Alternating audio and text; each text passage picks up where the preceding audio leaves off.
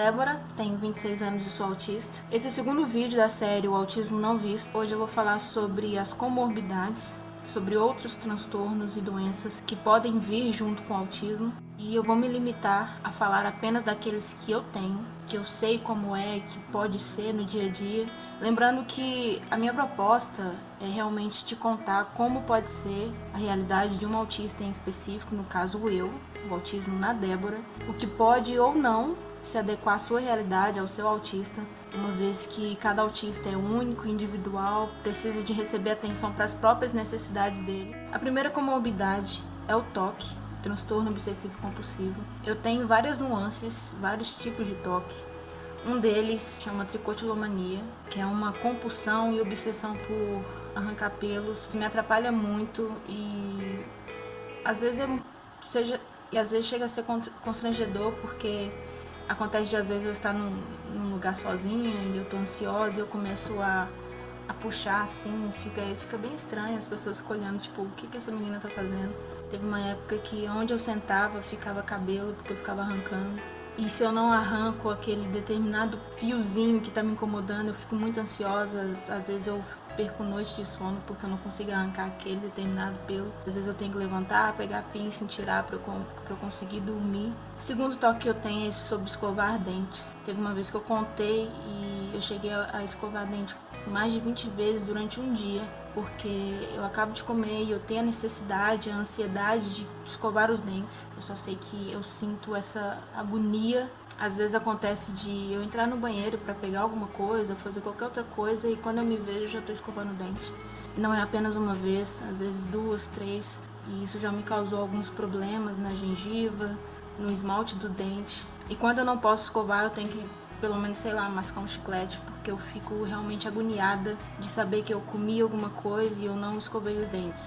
Não sei. O terceiro é sobre lavar as mãos. Se eu entrar no banheiro, eu tenho que lavar as mãos. Às vezes acontece, por exemplo, eu mexer na pia da cozinha com detergente, alguma coisa assim, eu mesmo com a mão tecnicamente limpa, eu vou lá no banheiro e lavo de novo. Qualquer coisa que eu pego, principalmente em dinheiro, eu sinto que eu tô com a mão mais suja do mundo, e eu acredito que isso veio porque eu tenho muita mania de coçar os olhos. E aí eu fico com medo de contaminar, de pegar algum tipo de bactéria, então eu tô sempre lavando as mãos. E quando eu não posso lavar, eu passo álcool em gel, ou às vezes eu faço os dois, eu lavo e passo o álcool em gel. E outros tipos de toque que são, de certa forma, mais comum, como alinhar as coisas, separar por padrões, por cor, por tipo, formato. E acontece de às vezes eu entrar numa loja e ter algum tipo de produto disposto ali no balcão, e enquanto eu tô esperando ser atendida ou esperando receber o troco, alguma coisa assim, eu vou alinhar aquilo ali até sem perceber. A segunda comorbidade que eu tenho é a sinestesia, que é basicamente uma mistura de sentidos. Eu vejo cor naquilo que eu escuto, eu vejo formato com algum tipo de textura. De certa forma, eu vejo o que eu ouço. E às vezes pode acontecer também de eu ver determinada forma e eu associo algum tipo de som. Às vezes eu vejo alguma coisa e eu sinto o cheiro daquilo, apesar de não ter nenhum cheiro característico. É bem confuso de explicar, mas é assim que meu cérebro funciona. O distúrbio do sono. Eu sempre fui péssima para dormir, sempre tive muita dificuldade. Na adolescência eu dormia cerca de 2 horas por noite. E não era daquele tipo que não dorme de noite, mas chega depois da escola e vai dormir. Não, eu não dormia. Uma curiosidade é que eu fui dormir sozinha pela primeira vez numa cama foi aos 15 anos. Até por conta da hipersensibilidade, eu sempre ouvia tudo, todo tipo de ruído, todo tipo de estalo, e aquilo me assustava muito, porque era numa intensidade muito alta. E mesmo assim, quando eu fui dormir sozinha, eu tive que me adaptar para diminuir um pouco essa percepção das coisas ao meu redor. Eu colocava um rádio ao meu lado, colocava um fone de ouvido nesse rádio, colocava um CD de uma cantora que eu era obcecada com ela na época, e ficava ouvindo a noite toda para eu conseguir prestar atenção na música e não prestar atenção nas coisas que estavam acontecendo na casa, nos ruídos e barulhos, para eu conseguir dormir. E assim foi até eu descobrir a melatonina. Praticamente mudou tudo pra mim, e ainda hoje, se eu não tomar, eu fico a noite toda acordada, mesmo estando cansada, exausta. E muitos autistas fazem uso da melatonina por terem esse distúrbio do sono.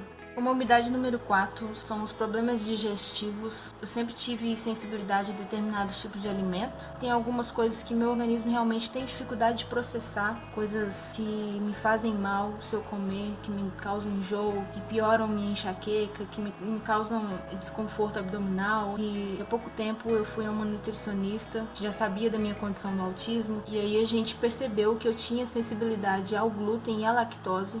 E uma vez que foi tirada essas duas substâncias, assim, melhorou assim, significativamente a minha qualidade durante o dia mesmo, até mesmo a minha imunidade. Indicou alguns suplementos, então eu tenho que ter muito cuidado com aquilo que eu como, tanto pela questão digestiva quanto pela minha própria enxaqueca, que é a outra comorbidade que eu tenho, que chega a ser incapacitante em determinadas situações, que eu já tive que fazer um tratamento tomando um remédio para diminuir a minha atividade cerebral, o que não me fez bem nenhum, mas que foi necessário, porque realmente às vezes me impossibilita de ir a lugares que eu preciso ir, de cumprir compromissos. Também tenho problemas com ansiedade. Por exemplo, para eu gravar os vídeos eu fico bastante tensa antes, durante e depois do processo, porque eu faço todo o processo, eu gravo, eu edito, eu coloco, então depende tudo de mim e às vezes eu fico com medo, eu fico ansiosa de não conseguir ou de falar alguma besteira. Então isso é só um exemplo, né, daquilo que acontece, mas geralmente quando eu tenho situações que exigem mais de mim,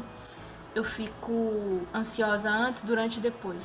Então eu tenho que ter um momento de preparo, um momento de execução e um momento de recuperação daquilo que eu faço, por conta dessa ansiedade exacerbada. Eu tenho muitos tiques faciais, verbais, sonoros, que às vezes eu não consigo controlar e simplesmente sai. São coisas que eu tenho desde a infância. Acontece, eu tenho esses tiques, agora se é síndrome de Tourette ou não, ainda não sei. Mas acontece muito também de autistas terem como comorbidade a síndrome de Tourette. Então por enquanto eu vou simplesmente falar como tiques. A penúltima comorbidade é a depressão, que é bem cíclica na minha vida. Eu nunca tive um momento em que eu não estive deprimida, por melhor que eu estivesse nessa época. É como se essa depressão simplesmente ficasse ali em modo de espera até ela tomar o controle de novo. Às vezes a minha mente fica muito frágil e aí eu tenho que parar e reaver a situação, conversar com as pessoas que são próximas a mim, porque tem vezes que fica muito ruim a ponto de eu sentir dor física.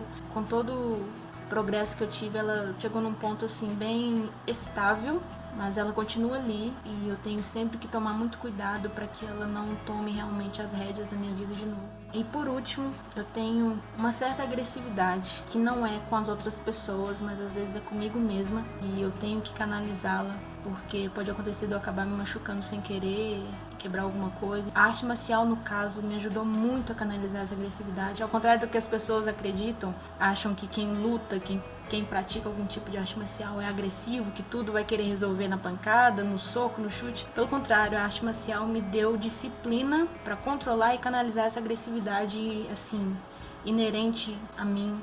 É muito delicado isso, mas é verdade, acontece. Pode acontecer com o seu autista, pode acontecer com você que é autista. São coisas reais, que precisam de atenção, que precisam de cuidado, acompanhamento e em alguns casos precisam de medicamento. É difícil, mas é possível lidar com tudo isso. A grande questão é não desistir, é não deixar o momento ruim tomar conta de toda a sua vida, fazer o máximo para aproveitar a parte boa, os momentos bons, que eles podem ser curtos, mas eles existem. Semana que vem eu volto para falar sobre a instabilidade emocional. Muito obrigada por ter assistido. Que Deus te abençoe, te dê força, coragem e ânimo para lidar com as comorbidades, com os acréscimos no autismo. E não desista, tá bom?